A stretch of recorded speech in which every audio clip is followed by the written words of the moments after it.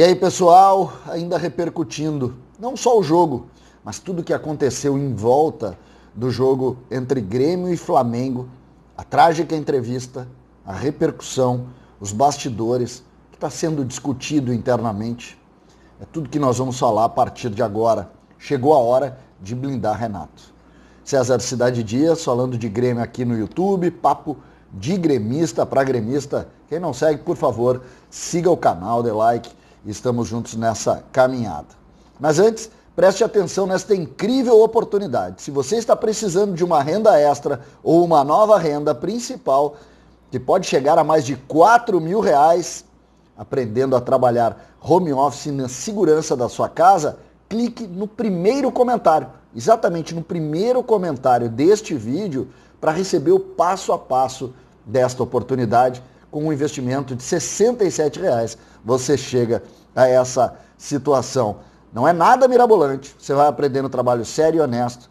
Clique no link no primeiro comentário e entenda esse passo a passo.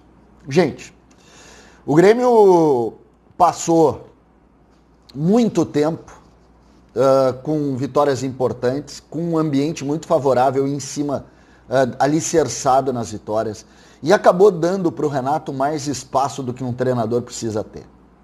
Essa é a verdade. A incrível intimidade emocional do Renato com o torcedor permitiu que esse espaço fosse ampliado.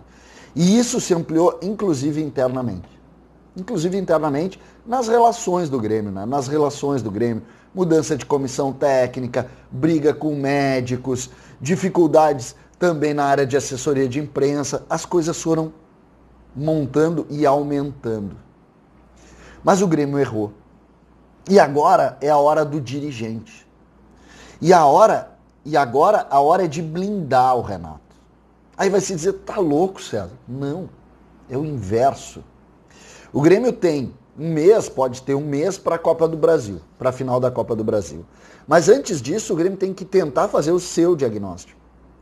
Por que o Grêmio adotou uma postura de comunicação belicosa e superficial? Vocês se deram conta, uma das principais, talvez a primeira grande crítica da imprensa e da torcida ao técnico Renato, ela surge quando? Ela surge lá no início da pandemia, quando o Renato jogava futevôlei, enquanto seus jogadores estavam treinando aqui. Vocês lembram disso? Muitos criticaram, eu critiquei, muitos torcedores estão aí também criticaram. Vocês lembram, né? O que o Grêmio fez?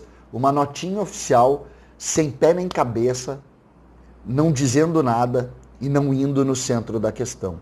E de lá para cá, todos os pequenos atos do Grêmio foram respondidos da mesma maneira. Notas oficiais, uma linha belicosa com a imprensa, uma casta de pessoas criticando as opiniões, e as coisas foram aumentando. E a bomba foi aumentando. A forma belicosa de tratar, a forma muitas vezes intrigueira de tratar, não tendo uma liderança específica definindo a forma, criando um monstro. E eu não falo um monstro, Renato, eu falo um monstro, a bomba que virou o ambiente. Todos, de alguma maneira, tentando entender, e uma casta controlando e dizendo a diretriz, no caso, errada. E em cima dessa realidade é que a gente precisa, hoje, da figura do dirigente, para blindar o Renato. Exatamente isso. O Renato vai ser o técnico do Grêmio na final da Copa do Brasil. O Grêmio tem a ambição e precisa da Copa do Brasil. A Copa do Brasil, ela deixou de ser uma solução e passou a ser uma redenção. Exatamente.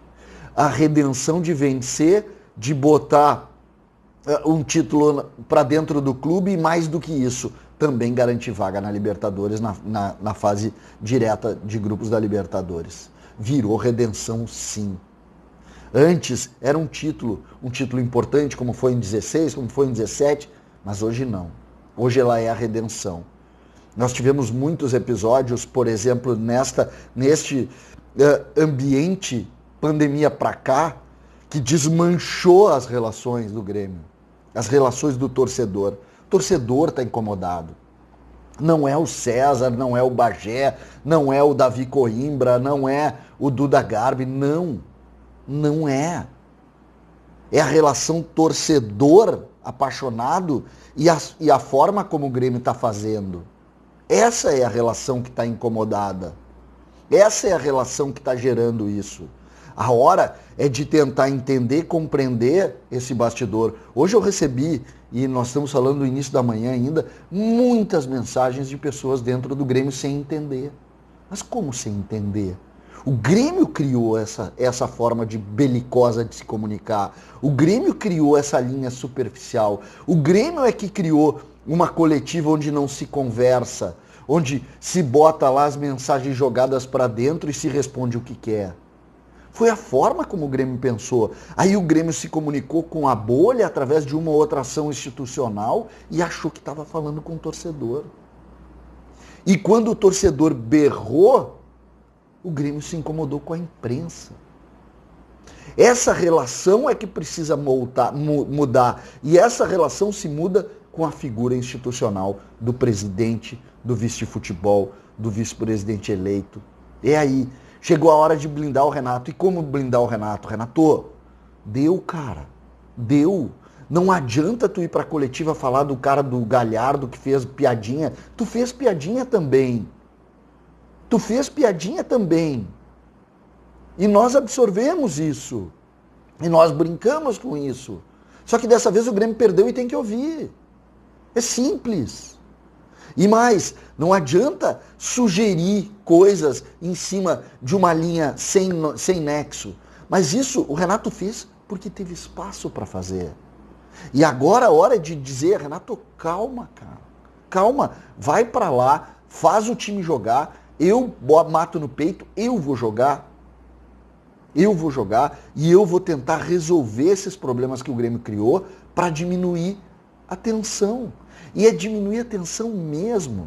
É simples, é simples. Ao invés de ir e sair lá a tropa de choque a queimar as pessoas, a hora é dizer calma, calma, vamos tentar construir pontes e não criar barreiras maiores para a relação que é o fim, que é o torcedor. O torcedor está no meio dessa história. E o torcedor é, segundo todos, o objetivo do Grêmio. Eu confesso para vocês que digo claramente, quando o torcedor berra, ele tem razão. Ah, mas ele berrou pelos formadores de opinião. Não existe mais isso. Todo mundo tem acesso a tudo que é fonte de informação. Todo mundo tem acesso a todas as redes sociais. Quando tu tem uma coletividade inteira berrando, tu tem que respeitar. Tu tem que ouvir. Tu tem que entender. E não tem que fazer uma notinha oficial achando que está se comunicando, sem dizer nada.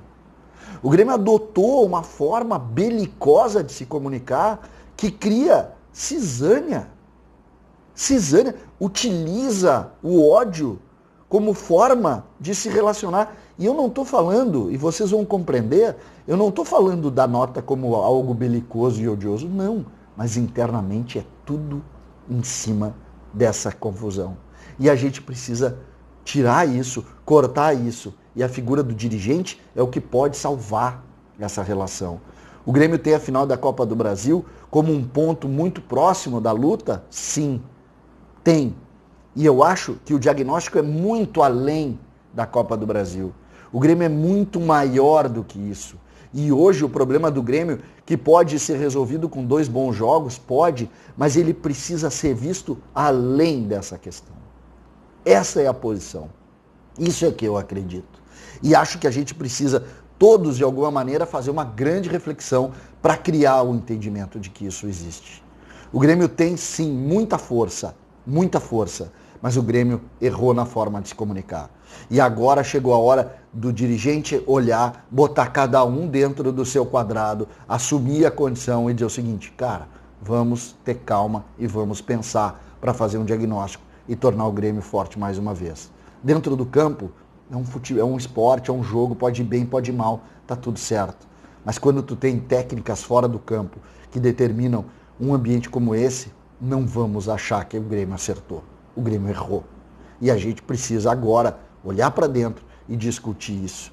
E é isso que eu estou tentando propor com este vídeo. César Cidade Dias falando de Grêmio aqui no YouTube.